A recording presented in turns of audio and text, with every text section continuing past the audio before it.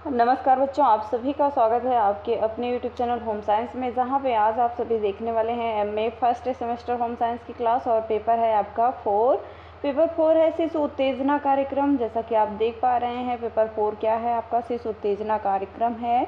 और मैंने आज आप सभी के लिए जो टॉपिक रखा है बहुत इम्पोर्टेंट है कि शिशुओं के लिए पौष्टिक पदार्थ, किस तरह से आप शिशु को पौष्टिक पदार्थ किस क्वांटिटी में देंगे। ठीक, तो ये आज का प्रश्न बहुत इंपॉर्टेंट है, इसलिए वीडियो को अंत तक देखना, बीच में बिल्कुल भी स्किप मत करना, क्योंकि छोटे ही वीडियो होते हैं, ज़्यादा होते नहीं हैं।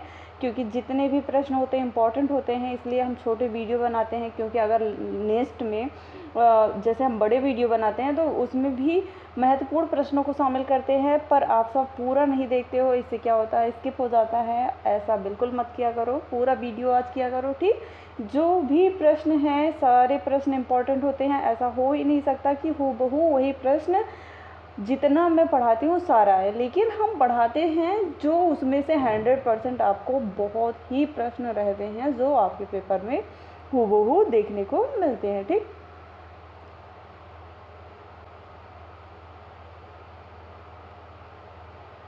तो वीडियो को पूरा वॉच करना, और जो पहली बार जुड़े हैं चैनल को सब्सक्राइब करें, वीडियो को शेयर लाइक अवश्य करते रहें।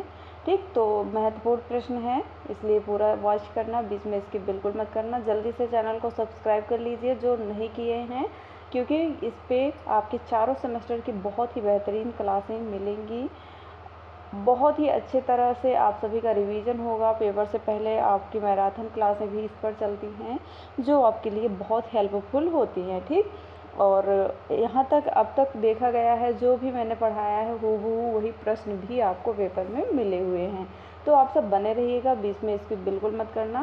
प्रश्न आपका जैसे पहले ही मैंने दे दिया था थंबनेल में कि आज शिशुओं के लिए जो पौष्टिक पदार्थ हैं उसकी चर्चा करेंगे। ठीक, तो आज का टॉपिक है, आप देख पा रहे हैं, शिशुओं के लिए पूरक पौष्टिक पदार्थों की आवश्यकता एवं प्राप्ति स्रोत की विवेचना कीजिए। आवश्यकताओं के बारे में जानेंगे और प्राप्ति के स्रोत क्या हैं। ठीक, तो आंसर पूरक पौष्टिक पदार्थ की आवश्यकता व प्राप्ति, जिसे हम requirement and receipt of nutritional supplements.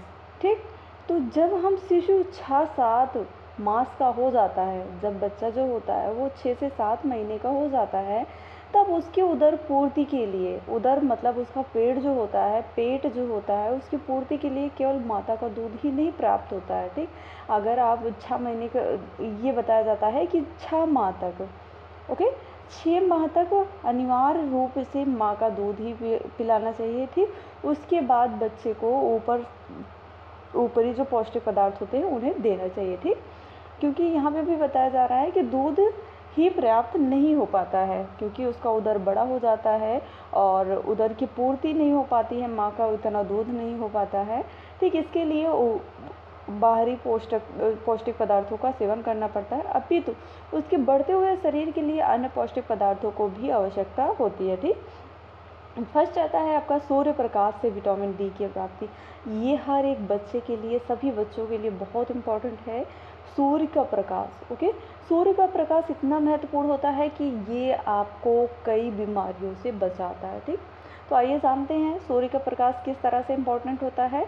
Vitamin D from sunlight. Okay, जो विटामिन डी होता है वो सनलाइट से प्राप्त होता है। ओके, तो सूर्य का प्रकाश, अगर आपके घर में छोटा बच्चा है, शिशु है, जन्म लेता है, तो उसको ज़रूर से ज़रूर सूर्य का प्रकाश दें। ठीक, थोड़ी देर के लिए धूप में लिटाकर उसकी मालिश करें, ये बच्चे के लिए बहुत ही फ़ायदेमंद रहता है। ठीक, शिशु के आहार में विटामिन डी की आवश्यकता होती है।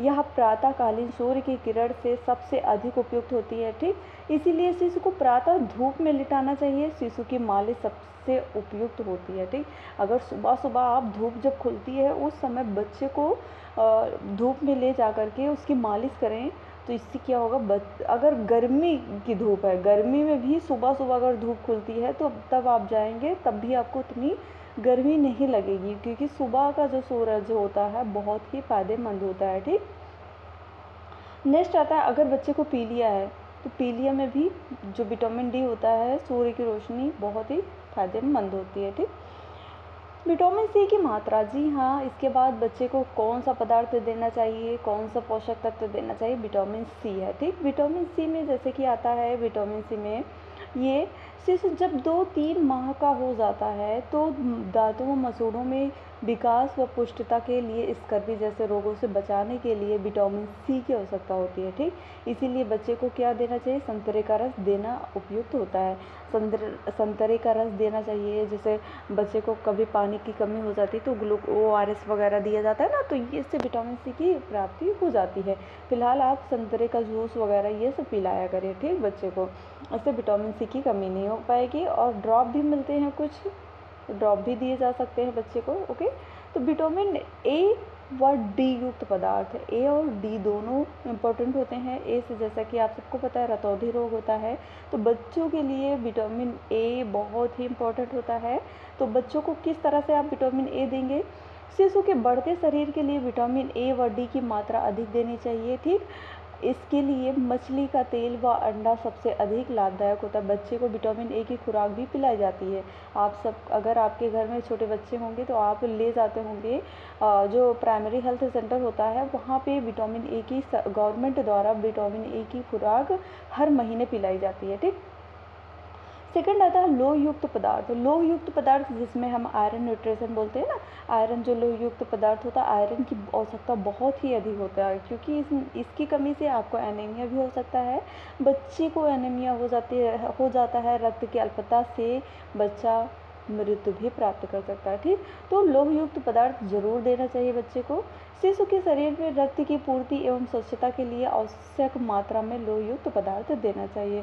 ठोस आहार जैसे सॉलिड फूड होता है, ठोस आहार अभी बच्चा उतना ले नहीं सकता। फिलहाल जब बच्चा 6 माह का हो जाता है तो उसके पश्चात धीरे धीरे क्या करें, ठोस आहार बच्चे को देना चाहिए। ठीक, जैसे ठोस आहार में जैसे केला हुआ, सेब हुआ, मसल करके पपीते का गूदा इत्यादि देना चाहिए। सेब को है मसल लीजिए, और केला है, ये सब मसल के थोड़ा थोड़ा खिला सकते हैं बच्चे को। ठीक, वैसे आप कठोर पदार्थ बोल रहे हैं ना, तो ठोस पदार्थ है ना, तो ठोस में सेब आता है, इसे हम मिक्स भी कर सकते हैं, केला, ये सब खिला सकते हैं बच्चे को।